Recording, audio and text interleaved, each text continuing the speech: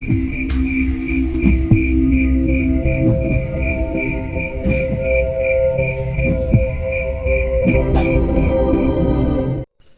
kalian bodoh, begitu mudahnya tertipu.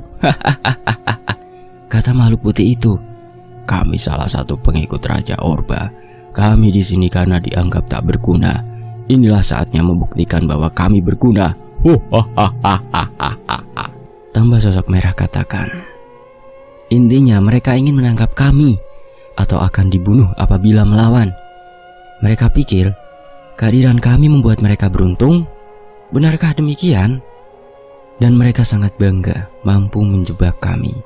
Dan posisi kami sudah terkepung, tak bisa lolos dari sisi manapun.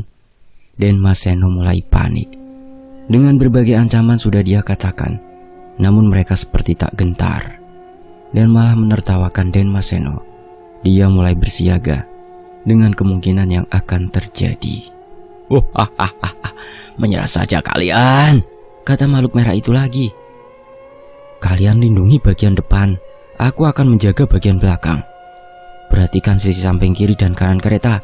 Tahan semampu kalian, perintah Den Mas Seno kepada dua prajurit Andaru. Baik Den Mas, jawab mereka. Den Mas Seno, ada apa berisik sekali? Kata Desta yang tiba-tiba keluar dari kereta. Oh maaf Tuan, situasi mulai tak menguntungkan kita. Mereka berniat menyerang, kata Den Mas Seno. Lebih dari ratusan makhluk mengepung kami. Dalam hati Den Mas Seno pasti menyayangkan. Kenapa tidak menerima tawaran Raja Andaru untuk membawa 1000 pasukan? Jika awalnya kita membawa 1000 pasukan, tentu tak akan ada yang berani macam-macam. Lagi pula perjalanan masih jauh menuju kerajaan Batara.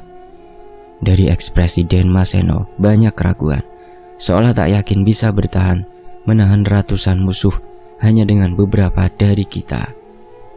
Kenapa mereka banyak bertanya dan tak kunjung menyerang? Merepotkan sekali.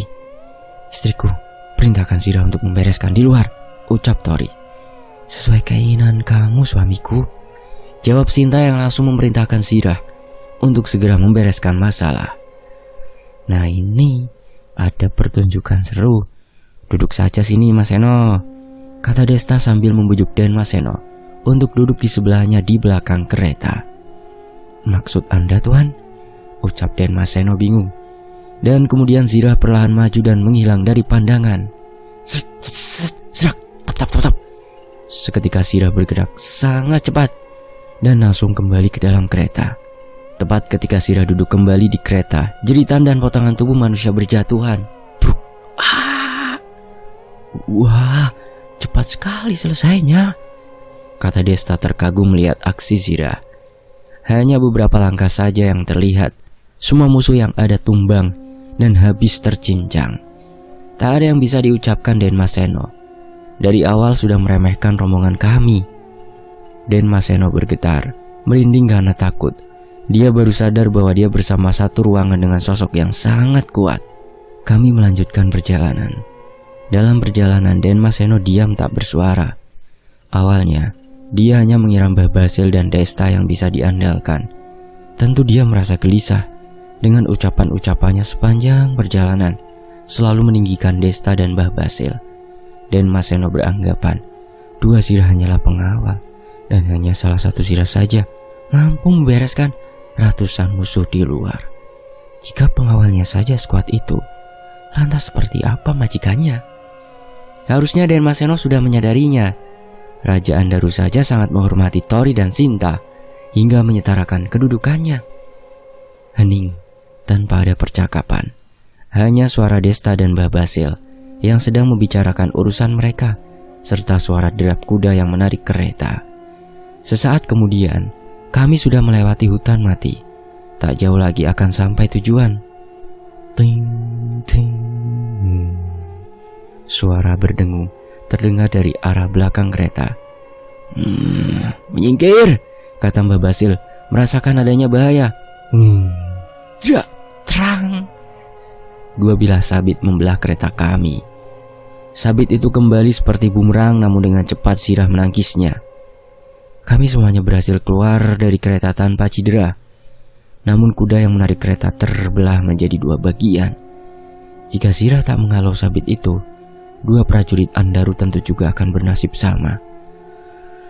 Senjata barusan, sepasang sabit besar itu saya pernah mendengar. Itu milik Patih Raja Orbab, Patih Kukar, kata Denmas Seno. Tak terlihat di mana musuh berada, namun kami merasakan kehadiran yang kuat dari arah hutan mati. Perlahan sosok itu terlihat dari kejauhan, membawa dua sabit besar. Sekujur tubuhnya berbulu coklat kehitaman, besar seukuran 3 kali lipat manusia dewasa. Di belakangnya, perlahan juga muncul beberapa sosok menyeramkan lainnya, dengan jumlah yang banyak. Sosok yang membawa sabit kembar itu memang nampak kuat. Denmas Seno, apa sosok itu yang disebut Patih Kukar? Kata Tori sambil mendekati Mas Seno. Saya tidak yakin, Tuan. Saya belum pernah bertemu dengannya. Tapi kemungkinan iya, Tuan, jawab Denmas Seno. Bagaimana pendapatmu tentang makhluk itu, istriku? Ucap Tori. Belum tahu pasti, suamiku. Tetapi kita jangan meremehkannya, jawab Sinta. Makhluk itu semakin dekat bersama ribuan lebih pasukannya yang berada di belakangnya. Babasil melangkah maju. Setidaknya mungkin bisa mendiskusikan tanpa harus bertempur. Pasukan yang bersama mereka berbeda dengan makhluk yang menghalangi jalan kami sebelumnya. Apa yang membuatmu menyerang kami? Apa karena makhluk yang sebelumnya kami habisi? Merekalah yang membuat masalah. Pergilah sebelum masalah semakin rumit, kata Mbah Basil. Bicara apa kau ini? Mana mungkin aku percaya ucapanmu? Jawab sosok besar berbulu itu sambil memainkan sabitnya dengan suara yang kecil seperti bayi. Tak kira suaranya sangar. Ternyata, kata Desta yang menahan tawanya. Apa kau menertawakanku? Makhluk itu marah dan melemparkan sabit kembarannya ke arah Desta. Auman Mbah Basil mementalkan senjata sabit itu. Semuanya, lumat mereka. Tangkap mereka hidup atau mati. Patih Kukar memerintahkan pasukannya. Wah, ratusan pasukan berlari menuju ke arah kami. Tanpa ada komando, kami bersiap untuk menghadapi yang ada di hadapan kami. Tring, cegar. Cakar Mbah Basil keluar, bagaikan pisau-pisau yang tajam. Lihat ingsun aji kukomara geni. Desta langsung mengeluarkan ajian andalannya. Crak-crak, bung. Denmas Seno juga tidak mau ketinggalan. Semuanya jaga jarak dariku. Cegar. Desta langsung menerjang musuh yang mendekat. Seketika musuh terbakar dan api menyebar mengenai yang lainnya. Cetung. Di sisi lain Mbah Basil mengamuk, membantai, mencabik-cabik musuh di hadapannya. Mampus kalian. Trak, bung, siat. Dari kejauhan Denmas Seno melemparkan tombak terbangnya, menerjang pasukan satu persatu, dan mampu mengendalikan tombaknya hingga serangannya meluas. Dalam sekejap, ratusan pasukan musuh tersapu habis oleh mereka bertiga. Semuanya maju, lumat mereka. Patih Kukar memerintahkan seluruh pasukannya menyerang saat itu. Sekuat apapun mereka, pastinya akan kerepotan jika pasukan sebanyak itu menyerang. Saat itu juga Sirah, Sinta dan Tori tidak bisa diam saja. Mereka bersiap untuk menghadang musuh yang mendekat. Akan tetapi, wah, udah jendela. Dari arah belakang kami, seorang panglima perang bersama ratusan prajurit berkuda menghampiri kami. Semuanya maju, hadang semua musuh. Bentuk formasi bertahan, perintah Siejin. Pasukan Siejin terbang melintasi kami dan mendarat tepat di depan kami bersiap menghadang musuh. Mbah Basil dan Desta kemudian mundur dan berlindung di belakang prajurit Siejin. Kita bertemu kembali, Tuan, kata Siejin memberi hormat khas adat Tiongkok. Siejin, di mana tuanmu? Ucap Tori. Nona berada di sana, Tuan, bersama dengan pasukan dari kerajaan Batara.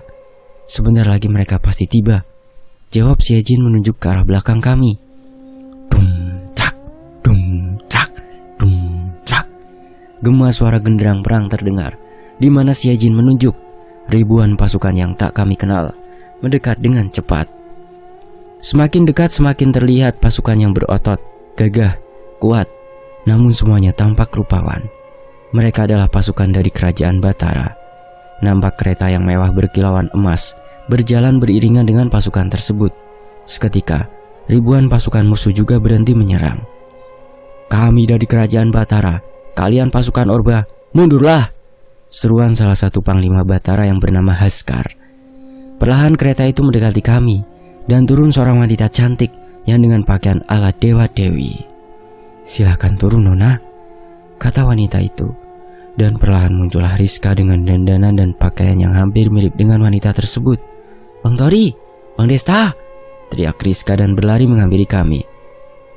Pakaian apa yang kau pakai, Rizka? Kata Tori heran. Ini pakaian mereka, Bang. Hanya syarat saja untuk masuk di istana mereka, Bang, jawab Rizka. Weh, tambah ayu loh mbak kamu, hehehe, kata Desta yang perlahan menghampiri. Lagi situasi seperti ini loh, masih sempat kumbal Mas Desta, jawab Rizka. Sementara itu Panglima Haskar maju di depan pasukan Siajin. Patih Kukar, mundurlah. Jika kau masih ingin membuat masalah dengan mereka, kami kerajaan Batara tak akan tinggal diam, ancam Panglima Haskar. Kenapa pula pasukan Batara ikut campur? Mereka telah membasmi pengikutku. Kau kira aku akan diam saja? Jawab Patih Kukar dengan suara kecilnya. Tidak perlu beralasan. Jika kau ingin bertarung, lawan aku, Kukar, tantang Panglima Haskar. Dua pasukan besar berhadapan. Panglima Haskar berada di depan menantang Patih Kukar untuk berduel. Druk, druk, druk, druk. Kau menantangku, Haskar? Baiklah, kali ini ayo berduel hingga salah satu dari kita mati, jawab Patih Kukar berjalan mendekati Panglima Haskar. Menurut pengakuan salah satu bawahan Panglima Haskar, mereka memang sering berkonflik, selalu bertempur, namun tak pernah ada yang memenangkan duel. Dari postur tubuh Patih Kukar lebih unggul. Panglima Haskar berbadan kecil, namun berotot hingga urat-urat menonjol di kedua lengannya. Panglima Haskar juga memiliki senjata yang hampir sama dengan Patih Kukar, sepasang sabit. Dari bentuknya sama, hanya auranya yang berbeda. Sabit Patih Kukar mengeluarkan aura merah kehitaman, sedangkan milik Panglima Haskar kuning kebiruan. Seluruh pasukan masing-masing mundur jaga jarak, menjauhi mereka berdua. Seketika hening, mereka sejenak diam, saling bertatap muka, kemudian terang-terang, ceret, celang. Dua sabit beradu, saling menahan dan mementalkan mereka berdua. Meski Patih Kukar bertubuh besar, dia juga sangat lincah. Serangan mereka cepat. Sejenak mereka terdiam dan saling menyerang kembali, seri dan seimbang. Semakin lama pasukan kedua pihak mulai terkena dampak dari pertarungan mereka. Satu demi satu prajurit mulai tumbang, terkena pantulan benturan sabit mereka. Tak ada yang bisa menghentikan pertarungan mereka. Hanya Raja Batara dan Raja Orba saja yang dulunya menghentikan duel mereka. Tanpa mereka sadari, serangan mereka mulai meluas. Senjata mereka berterbangan mengenai masing-masing prajurit. Untunglah, prajurit Siajin sudah mundur dan berada di belakang kami. Sepertinya mereka harus dihentikan. Siapa yang bertanggung jawab di pasukan Batara selain Panglima Haskar? Ucap Tori. Saya adalah wakil Panglima. Selain Panglima Haskar, saya yang bertanggung jawab, jawab salah satu prajurit yang gagah mirip Yada. Hentikan pertarungan mereka sebelum situasi semakin buruk, kata Tori. Maaf, tak ada yang bisa menghentikan mereka kecuali raja kami. Kami sudah melaporkan situasinya. Sebentar lagi raja kami pasti akan tiba untuk menghentikan mereka, ucapnya. Kami tak ingin ikut campur, jadi kami menunggu saja raja mereka untuk menghentikannya. Langit yang mendung perlahan berkumpul di atas mereka dan membentuk sebuah pusaran. Angin tiba-tiba bertiup kencang. Petir menyambar ke segala arah hingga membubarkan pasukan kedua belah pihak. Kami buru-buru memasuki kereta yang ditumpangi Rizka. Teriak! Sabit mereka menghantam kereta dan hancur. Sabit lainnya mengarah ke arah kami. Dengan sigap Mbah Basil mementalkannya. Wah, mereka sudah tak pedulikan sekeliling mereka. Coba akan aku hentikan mereka. Ajiku, tunggu nak, berbahaya. Sabit mereka tak biasa. Jika terkena bisa cilaka. Mbah Basil mencegah Desta. Istriku, bisa Sira menghentikan mereka? Ucap Tori. Mereka berdua mungkin bisa, suamiku, jawab Sinta, dan kemudian perintahkan Sirah untuk menghentikan pertarungan mereka. Namun salah satu Sirah yang bernama Sira menghentikan Sire Entah apa yang mereka katakan. Intinya Shira meminta Shire untuk tinggal dan melindungi Sinta. Dia akan menghentikan sendiri pertarungan dua panglima kuat tersebut. Apa maksud Shira yang itu, Tori? Shira memang kuat, tapi pertarungan mereka berbeda. Yakin dia sendiri mampu? Kata Desta. Tidak tahu, Dul, kita lihat saja, balas Tori. Tanpa kami sadari, Shira sudah menghilang. Hanya tersisa Shire di depan kami. Suara gemuruh pertarungan masih berlanjut. Mereka dikelilingi angin hitam. Wujud dari kekuatan mereka beradu. Cerang, cerang, serak. Kedua sabit mereka ditangkis oleh Shira dan membuat keduanya mundur. Siapa kau? Minggir, kata Patih Kukar dan hendak menyingkirkan Shira. Tak, jedes, jedeng. Shira sudah berada di sampingnya. Hanya menyentuh lalu Patih Kukar terpental. Patih Kukar terpental, sedangkan Panglima Laskar terdiam dan berniat untuk berhenti. Semuanya memandang Shira. Mata mereka tertuju ke arah jubah merah misterius itu. Selama ini yang mampu menghentikan pertarungan kedua panglima kerajaan Batara dan Orba hanyalah raja mereka masing-masing. Shira dengan cepat menghentikan pertarungan mereka dan membuat mereka mundur. Desta dan Maseno pun terkejut dan tak percaya apa yang dilihatnya. Kemudian perlahan Shira kembali ke arah kami. Clang. Tiba-tiba sabit Patih Kukar melayang ke arah Shira. Tentu mudah bagi Shira menangkisnya tanpa melihatnya dan terus sambil berjalan santai. Kurang ajar, kau meremehkan aku. Patih Kukar tiba-tiba berubah. Badannya yang besar tiba-tiba mengecil, namun terlihat fleksibel dan lebih cocok sebagai tubuh seorang petarung. Kau kira bisa pergi begitu saja? Hadapi aku. Patih Kukar dengan cepat menghampiri Shira dan menyerang. Shira berhenti berjalan, kemudian mereka berbenturan. Kecepatan mereka seimbang. Suara senjata mereka beradu. Debu menyelimuti pertarungan mereka. Hanya beberapa saat saja, tiba-tiba Patih Kukar sudah tergeletak dengan senjatanya sendiri menancap di perutnya. Kukar! Teriak Panglima Laskar. Pada dasarnya Panglima Laskar dan Patih Kukar adalah saudara. Namun Patih Kukar membelot dan menjadi bagian kerajaan Orba. Wujudnya pun berubah menjadi mengerikan karena saking seringnya berbuat kejahatan. Diam! Shira tiba-tiba terpental ketika hendak menghabisi Patih Kukar, hingga penutup kepalanya terbuka dan terlihat sangat jelas wujud Shira. Kami hanya melihat dari belakang. Rambutnya putih, 2 tanduk hitam di dahinya.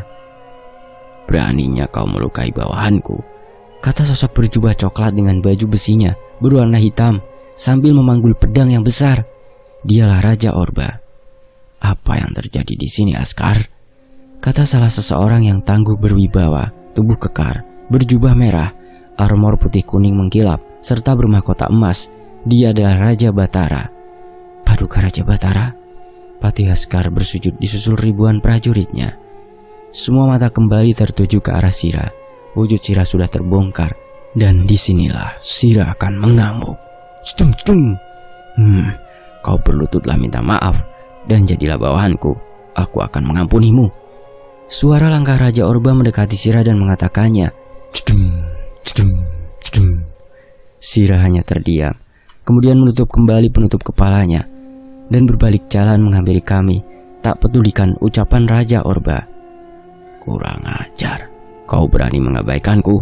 Cari mati kau. Hush. Raja Orba sangat geram dan marah. Dia diabaikan begitu saja. Tak pernah ada yang berani mengabaikan ucapannya, bahkan para penguasa lainnya. Senjatanya yang besar mengarah langsung ke arah Shira. Sekitar bergetar terkena pancaran aura senjata Orba. Bliar! Suara yang sangat keras. Seluruh tanah berguncang seakan terjadi gempa. Satu ayunan senjata Raja Orba menimbulkan angin badai dan petir. Apa yang terjadi? Siapa sosok baju merah itu, Askar? Kata Raja Batara. Maaf Raja Batara, hamba awalnya, kata Panglima Laskar dan menjelaskan situasinya. Sangat disayangkan pengawal itu harus mati di tangan Orba. Pengawal yang dimaksud adalah Shira, kata Raja Batara setelah mendengar penjelasan dari Panglima Laskar. Raja Batara bahkan tidak berani untuk ikut campur. Bukannya dia takut dengan Raja Orba, tapi Raja Batara menghindari perang besar yang akan terjadi jika dia membantu Shira, pikirnya. Kami hanya terdiam. Masing-masing dari kami pasti punya pendapat sendiri tentang apa yang dialami Sira. Serangan itu memang kuat, tak ada harapan bahwa Sira selamat. Sire terlihat gemetar. Gemetar bukan karena takut, namun karena ingin ikut dalam pertarungan itu. Tetapi dia hanya diam, memperhatikan apa yang terjadi dengan Sira. Debu yang tebal menutupi mereka. Tak terlihat jelas Raja Orba dan Sira. Namun perlahan mulai terlihat Raja Orba sedang tertawa puas. Wah, dasar bodoh. Jika tadinya kau mau jadi bawahanku, kau tak perlu mati. Raja Orba berkata bangga. Namun kebanggaannya sirna setelah melihat Sira berdiri di atas senjatanya. Raja Orba celingukan. Sosok Sira yang dia dapat hanyalah jubah yang terlepas. Raja Orba baru sadar yang berdiri di atas senjatanya adalah Sira dengan wujud tanpa memakai jubah. Raja Orba mengangkat senjatanya, namun tak mau terangkat hingga Raja Orba berteriak. Wah! Seketika Sira menyerang tanpa henti dan tak bisa dihindari lagi. Serak, hingga 1000 kali serangan. Sira menyerang tanpa henti. Serangannya mengenai sasaran sampai Raja Orba tidak sempat untuk membalas. Perhatian tertuju ke arah Raja Orba dan Sira. Pemandangan yang tak masuk akal bagi yang melihatnya. Raja Orba adalah penguasa kuat. Dari 9 penguasa lainnya, bisa dikatakan Raja Orba adalah raja yang tak bisa dikalahkan oleh pimpinan lainnya. Bukan karena jumlah pasukannya, melainkan kekuatan sejatinya yang tidak bisa dibandingkan dengan penguasa lain. Dari 9 penguasa hanya Raja Batara dan Raja Kentala, yakni Raja Naga, yang berani menyinggung Raja Orba. Yang lainnya tak pernah sekalipun membuat masalah dengan Raja Orba. Bagi kami yang berbeda di alam yang berbeda, tentu tak tahu. Kuat di mata mereka, belum tentu kuat di mata kami. Dari keempat Sira hanya 2 yang memang berbeda. Ketika melepas jubahnya, itu bukanlah kekuatan sejatinya. Masih banyak hal yang misterius yang disembunyikan oleh kedua Sirah ini. Dan yang dilawan Raja Orba adalah Sirah terkuat dari semuanya. Seperti yang pernah dikatakan sebelumnya, siapapun yang melihat wujud asli kedua Sirah ini akan menjadi mimpi buruk baginya. Kilatan biru bagaikan petir menyambar Raja Orba tak henti-hentinya. Ribuan serangan Sirah mendarat ke seluruh tubuhnya hanya dengan sekian detik. Kecepatan Sirah tak bisa diikuti oleh mata, hanya terlihat seperti kilatan biru yang menyambar ke sana kemari. Raja Orba hanya mampu melindungi tubuh bagian depan serta kepalanya dengan lengannya yang besar. Sesekali Raja Orba mengayunkan senjatanya, namun percuma. Hanya anginlah yang dia tebas. Tak ada yang berbicara, hening, dan mata tertuju sepenuhnya di pertarungan mereka. Perlahan armor yang dikenakan Raja Orba mulai hancur sedikit demi sedikit. Sesekali Raja Orba terpental ke belakang dan terpental kembali ke depan. Sudah menjadi bulan-bulanan Sira. Meskipun armor Raja Orba benar-benar hancur, tubuh Raja Orba memang keras seperti besi. Sampai kapan Raja Orba mampu bertahan? Wah! Raja Orba memutar senjatanya hingga membuat sebuah pusaran angin kencang. Srat! Masih 10.000 kali serangan. Diar! Dan tak berlangsung lama Raja Orba memutar senjatanya. Senjatanya terjatuh bersamaan dengan seluruh lengannya yang terpotong. Raja Orba menjerit sangat keras. Hingga membuat yang mendengarnya sangat bising seperti raungan Mbah Basil. Raja Orba akhirnya tertunduk.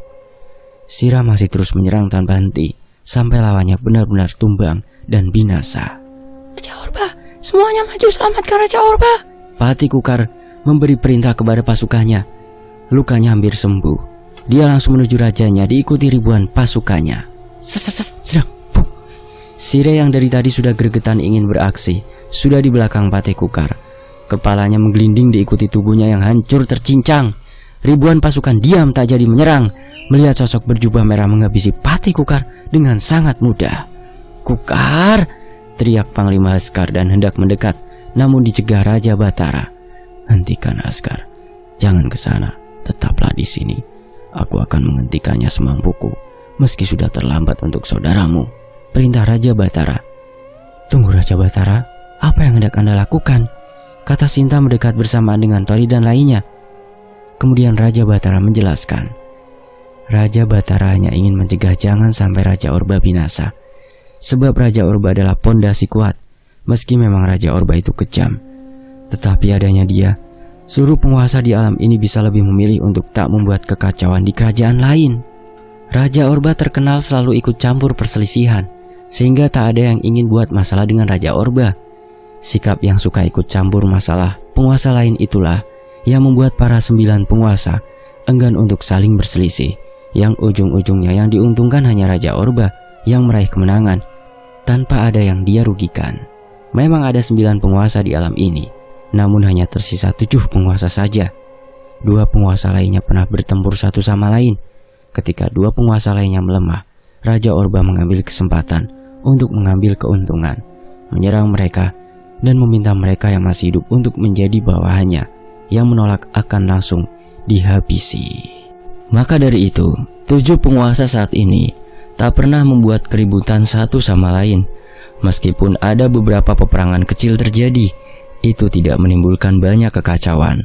Maka dari itu Raja Orba secara tak sengaja membuat ketenangan dan kedamaian di seluruh wilayah alam Samarantu.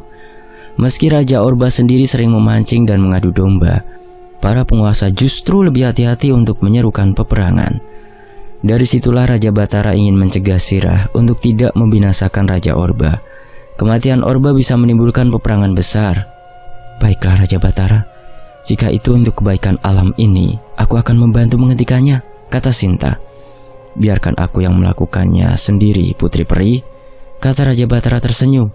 Baiklah Raja Batara, sebaiknya Anda tidak meremehkan Sirah, kata Sinta memperingatkan. Setelah melihat Orba diajar habis-habisan, mana berani aku meremehkannya. Raja Batara tersenyum kembali dan mengangguk pelan. Siang! Muncul di lengan Raja Batara sebuah sarung api berwarna merah, menyelimuti tangannya, mirip seperti ilmu Desta, hanya apinya yang berbeda. Di posisi Raja Orba sudah tidak bisa apa-apa, ribuan sayatan mulai membekas. Awalnya hanyalah goresan kecil, namun lama-kelamaan menjadi besar, dan akhirnya Raja Orba tumbang.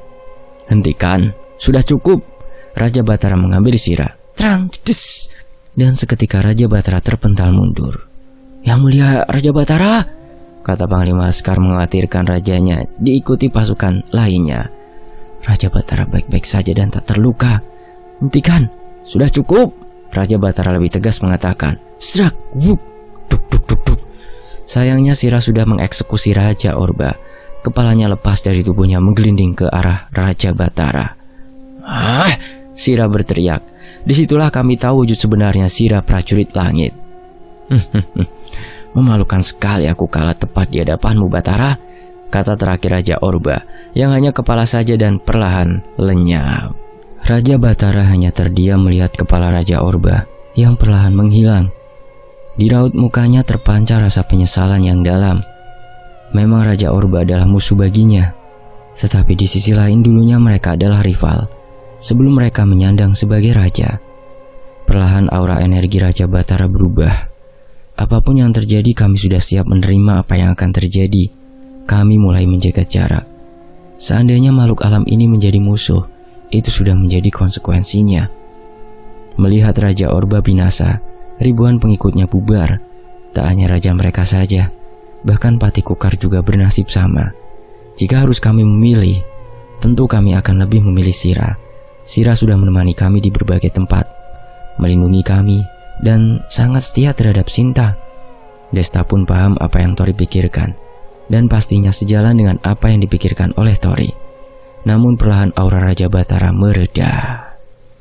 Selamat jalan Raja Orba, Patih Kukar. Raja Batara mengepal tangannya dan mengangkat tinggi-tinggi serta mengucapkan kata perpisahan. Tanpa disadari, kepalan tangannya terlalu kuat hingga melukai tangannya sendiri. Selamat jalan Raja Orba, Patih Kukar. Diikuti seruan seluruh pasukannya yang tanpa henti dan mengangkat tinggi-tinggi tangan mereka, menyerukan nama mereka. Kami merinding mendengar seruan mereka. Mungkin itulah penghormatan untuk musuh sekaligus teman. Pasukan Raja Orba yang masih tersisa juga ikut menyebut nama raja dan patih mereka. Perlahan, semakin banyak lagi menyerukan nama mereka. Bermunculan kembali pasukan Raja Orba, hanya ingin ikut untuk menyebut dan memberikan penghormatan terakhir mereka. Suara semakin bertambah ramai. Perasaan merinding berubah menjadi pilu. Sorakan mereka tak henti-hentinya justru semakin kencang dan terdengar seperti orang-orang menangis. Kami heran dengan situasi macam itu. Mungkin kami salah telah berada di alam ini dan bisa membuat perubahan besar di wilayah ini. Kami hanya menjaga diri kami, merekalah yang memulainya. Kembali Sira berteriak dan menghentikan sorakan mereka. Mata mereka terpancar kebencian kepada Sira, terutama pasukan Raja Orba. Ribuan pasukan Raja Orba tiba-tiba menyerang. Tidak hanya menyerang Sira saja, tapi semuanya yang dilihat. Mereka menyerang membabi buta. Kemudian Xie Jin memerintahkan pasukannya untuk melindungi kami. Muncul kesetiaan para pasukan Orba. Mereka seperti ingin mati bersama raja mereka. Raja Batara kemudian memerintahkan pasukannya untuk menyerang pasukan Raja Orba. Ini bukanlah pertempuran, melainkan pembantaian besar-besaran. Prajurit Orba yang tak punya pimpinan, tentu sama halnya mereka hanya ingin dibantai. Mereka seakan tertawa, bangga mati di medan perang. Waktu terus berlalu. Suasana kembali hening. Seluruh pasukan Orba binasa. Tak tersisa satupun. Dan disitulah Sira tanpa jubahnya kehilangan kendali, sama seperti saat bertemu Asura ayahnya di gerbang neraka. Saat itu Asura bisa menghentikan amukan Sira. Tapi sekarang siapa yang mampu melakukannya? Serat. Sira mulai membantai pasukan Batara. Tentu Raja Batara tak tinggal diam. Hentikan, cedias. Raja Batara menyerang Sira. Sira, hentikan, kata Sinta yang tiba-tiba berubah ke mode tempur berambut putih, hendak menghentikan Sira yang lepas kendali dibantu Sire. Tori tak bisa mencegah Sinta. Dan memang Sinta harus turun tangan sebelum masalah semakin serius. Namun Sira yang mengamuk tetap tak bisa dihentikan oleh mereka. Raja Batara, Sinta dan Sire. Seketika Sira mementalkan mereka. Sinta! Tori berteriak menghampiri Sinta yang terpental karena serangan Sira. Suamiku, aku tidak apa-apa. Menyingkirlah. Ini sudah menjadi tanggung jawabku, kata Sinta sambil terbangun. Sudah cukup. Tak perlu kamu lanjutkan kembali, ucap Tori sambil ikut berdiri mencegah Sinta bertindak. Sira menghampiri kami dengan kecepatan tinggi. Bertang, jedar. Sira seketika terpental, tertunduk di tanah. Kau sudah keterlaluan, Sira. Amarah Tori meluap dan muncul tombak naga emas yang membaskan Sira. Suamiku, tahan emosimu, jangan sampai kamu, kata Sinta dan terpotong ucapannya. Tenanglah, aku bukanlah yang dulu lagi, yang selalu bersembunyi di belakangmu.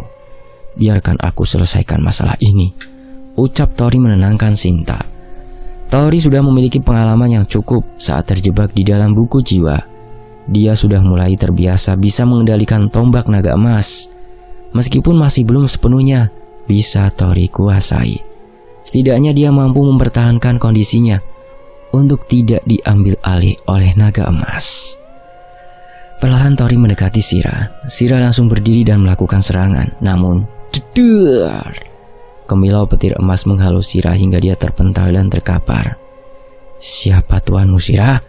Kata Tori sambil mengarahkan tombaknya ke arahnya. Tring, jedar! Sekali lagi Sira menyerang dan kembali terpental. Jawab! Tori menegaskan. Perlahan Sira berdiri dan sosoknya sangat jelas. Ternyata Sira satu ini seorang laki-laki yang tampan. Rambutnya putih memiliki 2 tanduk di dahinya dan 2 bilah pisau panjang bercahaya biru. Senjata ini adalah pemberian Asura pertemuan mereka di gerbang neraka. Maaf Tuan, Anda adalah tuanku, jawab Sira menunduk. Petir emas semakin memudar, begitu pula dengan tombak naga emas. Sira bukan tunduk kepada Tori, tetapi dia tunduk kepada naga emas. Naga emas sendiri adalah perwujudan dari tombak naga emas yang saat itu sudah menyatu dengan jiwa Tori. Bukan hanya Sira, seluruh pasukan dunia bawah di kerajaan langit juga akan tunduk kepada pemilik pusaka tombak naga emas. Pertempuran besar telah reda, kekalahan telak bagi kerajaan Orba.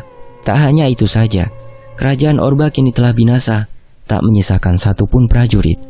Untuk mempercepat tujuan kami memutuskan untuk segera menyusul Jaka Guntur, dan kami harus segera menyelesaikan urusan kami. Tidak ingin lebih jauh lagi terlibat urusan di alam Samarantu. Namun, mau dikata apa lagi? Semuanya sudah terjadi. Binasanya kerajaan Orba yang menjadi pilar pencegah pecahnya perang sudah cepat menyebar. Kerajaan Batara pun bersiap dengan segala situasinya. Begitu pula dengan Denmaseno. Dia berpamitan hendak segera kembali ke kerajaan Andaru untuk memberitahukan situasi saat ini. Sementara itu, kita beralih dari sudut pandang Rizka dan Siejin. Setelah Tori masuk, berikutnya giliran Rizka untuk masuk bersama Siejin. Mungkin di antara lainnya Rizka lah yang paling lemah. Ini saat proses masuk ke alam Samarantu ya. Meski begitu, Rizka masih mampu bertahan adanya pusaka peninggalan keluarganya. Dan juga ada Siejin yang mendampingiku. Rizka sempat takut ketika memasuki gerbang Samarantu. Meskipun merasakan keraguan, dia tetap memasuki gerbang Samarantu. Siejin selalu mendukung segala keputusan Rizka, hingga rasa takutnya mereda saat dia memasuki gerbang Samarantu yang dia lihat hanya kegelapan. Kemudian sekejap keadaan berubah. Dia tertegun melihat di sekitarnya, tak percaya bahwa yang dia lihat adalah alam gaib. Yang Rizka pikirkan, alam Samarantu itu sama halnya seperti alam Marapi di Sumatera Barat, tempat yang menyeramkan serta suasana mencekam. Namun yang Rizka lihat saat itu, pemandangan yang luar biasa indah. Dia dan Siejin tiba di atas tebing, dan di bawahnya adalah padang rumput yang subur. Meskipun keadaan langitnya sama seperti di alam Marapi, tetapi tak menyeramkan ketika berada di sana. Siejin, benarkah ini alam gaib? Ucap Rizka sambil mengagumi sekitar. Benar Nona, tidak semuanya alam gaib itu menyeramkan dan gelap. Di istana kayangan jauh lebih indah dari ini Nona. Jelas Siejin. Iya, aku pernah mendengar cerita dari Bang Tori mengenai istana di langit. Aku jadi semakin yakin hanya dengan melihat apa yang ada di hadapanku ini, kata Rizka. Mari kita turun Nona. Wadah lu cenglai le. Hush. Tak tak tak tak. Siejin memanggil Baofeng. Dalam sekejap, Baofeng datang dibarengi suara tapak kakinya. Tak tak tak tak. Nona, naiklah di punggung Baofeng. Kita akan turun dari tebing ini, pinta Siejin sambil mengelus Baofeng. Kemana kita Siejin? Kau tahu posisi Bang Tori dan yang lainnya? Ucap Rizka. Tidak Nona, kita akan cari tempat yang aman. Kita tidak akan tahu jika berlama-lama di sini. Tuan Basil akan menemukan kita nanti, jelas Siejin. Kemudian mereka menuruni tebing. Ketika di bawah sungguh sunyi, tidak ada makhluk satupun. Padang rumput yang luas dan lebat, serta beberapa pohon aneh tumbuh berjauhan. Perlahan mereka mengawasi sekitar. Siejin tampak selalu waspada memperhatikan sekeliling. Mereka berjalan cukup jauh, tak menemukan makhluk apapun. Kemudian Baofeng terbang dengan cepat hingga sampai di ujung jalan, dan ternyata mereka masih di atas tebing. Di bawah terlihat jurang yang dalam, tak terlihat karena tertutup awan. Siejin, apa kita akan turun ke bawah? Sepertinya berbahaya sekali, kata Rizka sambil melihat ke bawah jurang. Kita periksa terlebih dahulu Nona, jawab Siejin. Kemudian Siejin memanggil pasukan kuda terbangnya. Sesaat kemudian, ratusan pasukan kuda terbang datang. Mereka terbang mengitari kami, kemudian mendarat dan berbaris rapi. Seluruh prajurit turun dari kuda dan menunduk. Menunggu perintah Panglima, kata salah satu prajurit Siejin. Turun ke jurang ini dan lihat ada apa di bawahnya. Segera kembali jika membahayakan. Dan cukup beberapa saja, yang lain tetap di tempat, ucap Siejin memberikan perintah. 5 prajurit turun untuk melihat situasi di bawah jurang. Sesaat kemudian mereka tak terlihat, tertutup awan kabut yang tebal. Siejin, apa kita akan baik-baik saja? Perasaanku tak enak, ucap Rizka. Tak perlu cemas Nona, saya akan melindungi Nona apapun situasinya, jawab Siejin. Terima kasih Siejin, kamu memang bisa diandalkan, kata Rizka. Sudah menjadi kewajiban saya Nona, jawab Siejin singkat. Sesaat kemudian 5 prajurit yang turun ke jurang kembali. Mereka baik-baik saja. Ekspresi mereka juga biasa saja. Mungkin itu menandakan situasi di bawah aman. Panglima, di bawah adalah hutan yang lebat. Kami tak bisa memastikan aman, tapi jika kita terbang di atasnya, mungkin akan baik-baik saja, jelas salah seorang prajurit. Bagus, terima kasih. Kembalilah di posisi kalian prajurit, kata Siejin. Baik Panglima. Serentak 5 prajurit itu dan kembali ke posisinya. Nona, pegang erat-erat Baofeng. Kita akan turun ke jurang, ucap Siejin. Tanpa berkata Rizka memegang kuat-kuat bagian tubuh Baofeng. Mereka menuruni tebing. Awan kabut tebal menutupi pandangan ketika melewatinya. Di bawah awan kabut membentang hutan yang subur dan luas. Rasa cemas Rizka sirna ketika melihat pemandangan yang begitu asri dan indah. Meskipun pepohonan terlihat aneh dan suasana benar-benar sepi, perasaan Rizka sangat nyaman melihat pemandangan hijau. Rizka dikelilingi ratusan pasukan kuda terbang yang siap sedia menjaganya dari adanya bahaya. Mereka cukup lama terbang melintas di atas hutan hingga sampai di dataran rumput yang sebagian kering. Ada bekas jalan di situ, tak semuanya rumput. Ada juga pohon di sekitar, hanya saja tidak begitu lebat. Mereka turun di dataran itu, masih sepi, tak melihat makhluk apapun. Kiranya aman, Xiajin perintahkan pasukannya untuk pergi. Terlalu banyak akan menyusahkan untuk bergerak. Mereka istirahat sejenak, meski Baofeng nampak tak punya lelah. Sudah terbang begitu lama, mereka tetap memilih untuk istirahat. Tak lama kemudian, muncul sebuah kereta kuda keluar dari hutan. Xiajin, ada kereta mendekat. Kita harus cari informasi. Coba kau bertanya pada mereka, perintah Rizka. Baik Nona, jawab Xiajin. Xiajin hendak menghentikan kereta yang ingin melintasi kami, tetapi kereta itu malah berhenti sengaja menghampiri kami. Kemudian keluar seorang wanita cantik dengan baju seperti tokoh dewi. Sungguh kejadian langka sekali. Seorang manusia berada di sini. Hendak kemana kalian? Mungkin aku bisa membantu, kata wanita itu. Siapa Anda? Kata Xiajin melangkah di depan Rizka. Kurang ajar, beraninya tak sopan dengan nyonya, bentak salah seorang pengawal dengan badan yang kekar dan kuat. Cukup, siapa yang menyuruhmu menjawab? Balas wanita itu menghentikan pengawalnya. Maaf nyonya, pengawal itu menunduk. Aku adalah ratu dari kerajaan Batara. Maafkan sikap tak sopan pengawalku, ucap Ratu Batara. Maafkan saya sebelumnya yang kurang sopan. Kami... Xiajin membalas kembali dengan sopan, kemudian menjelaskan tentang kami serta tujuan kami. Aku pernah mendengar tentang peri hitam yang kalian maksud, dan suamiku lebih tahu tentang hal itu. Mari, singgah di kediaman kami. Dengan baik Ratu Batara menawarkan. Terima kasih atas kemurahan hati Anda. Saya Rizka, sahut Rizka. Jangan sungkan, marilah. Suatu kehormatan bagi kami manusia sudi berkunjung di kediaman kami, jawab Ratu Batara sambil menggandeng tangan Rizka memasuki kereta. Xiajin pun tak keberatan dan ikut mengawal kereta menuju kerajaan Batara. Rizka tak bisa melihat keadaan di luar karena di dalam kereta jendela tertutup rapat. Dia gugup duduk bersama makhluk cantik yang mengaku sebagai Ratu Batara. Mereka hanya mengobrol sebatas formalitas saja, dan beberapa saat kemudian kereta berhenti. Dia mendengar sorakan suara di luar menyebut nama Ratu Batara. Perlahan sorakan itu memudar. Kereta pun berhenti berjalan. Kita sudah sampai, kata Ratu Batara, dan turun dari kereta sambil menggandeng Rizka keluar. Tidak terpikir olehnya sebelumnya bahwa Rizka akan melihat pemandangan yang tak masuk akal. Di hadapannya tidak bisa disebut sebagai kerajaan, namun malah lebih seperti negara. Peradaban yang sangat modern, melebihi di dunia manusia. Gedung-gedung tinggi pencakar langit, serta tata letak bangunan yang super minimalis. Hanya saja, kendaraan dan para prajuritnya masih bernuansa kerajaan. Kedatangan Ratu Batara membuat seluruh aktivitas di seluruh penjuru kerajaan berhenti. Semua makhluk yang ada di sana, laki-laki ataupun perempuan dengan pakaian ala dewa dan dewi, menunduk menyambut kedatangan Ratu Batara. Pandangan mereka juga tersorot ke arah Rizka. Apakah Rizka benar-benar aman? Ketika Rizka sampai di kerajaan Batara, ternyata dia diperlakukan sangatlah istimewa, seperti seorang putri. Hanya saja dia tidak diperbolehkan memakan makanan yang ada di istana Batara. Waktu terus berjalan. Rizka mendengar bahwa di lokasi lain sedang terjadi pertempuran. Salah satu desa di kerajaan Andaru diserang, dan mereka mampu bertahan dan bahkan memenangkan pertempuran tersebut. Rizka mendengar yang membantu memenangkan pertempuran itu salah satunya adalah seorang manusia, yakni merujuk ke Desta.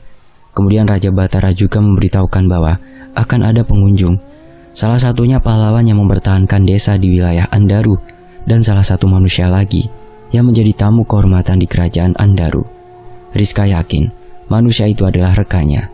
Dia berniat untuk menjemput mereka, namun Raja Batara tak mengizinkan jika Rizka pergi sendiri. Sebab Raja Batara menduga mereka pasti akan melewati hutan mati yang mereka pikir lebih aman, namun justru malah sangat berbahaya. Maka dari itu Raja Batara menyertai kami dengan 1000 pasukan Batara menuju jalan keluar hutan mati dipimpin oleh Panglima Haskar. Rizka menaiki kereta bersama seorang wanita yang melayaninya. Seperti yang Raja Batara katakan, rekannya berada dalam bahaya, namun Rizka tak yakin mereka akan terancam. Pendamping mereka sangat kuat dan tidak bisa diremehkan, bahkan Siejin bukan apa-apa jika dibandingkan. Raja Batara saja memandang Siejin sangat tinggi, padahal di antara kami, Rizka dan Siejinlah yang paling lemah. Nona, di depan terlihat sedang ada kekacauan. Saya yakin mereka adalah rekan-rekan Nona, kata Siejin dari balik pintu kereta. Siejin, bergegaslah duluan dan bantu mereka, ucap Rizka. Baik Nona, jawab Siejin kemudian memanggil pasukannya. Lalu disitulah mereka bertemu. Meskipun tidak melihat ada Jaka di sana, pertempuran tak bisa dihindari hingga salah satu Sira mengamuk membantai siapapun di depannya dan tak ada yang bisa menghentikannya. Namun atas tindakan Tori, Sira bisa dihentikan. Pertempuran itu membuat Raja Orba musnah beserta seluruh pengikutnya dan membuat situasi semakin kacau karena ada kemungkinan peperangan besar terjadi. Bersambung. Di manakah peri hitam itu? Dengan cara apa ditangkap dan dihabisi oleh Tori dan kawan-kawan? Nantikan di bagian terakhirnya. Satu bagian lagi ya, hanya di Fakta Sejarah. Terima kasih teman-teman. Saya pamit undur diri, mohon maaf kalau ada salah kata. Wassalamualaikum.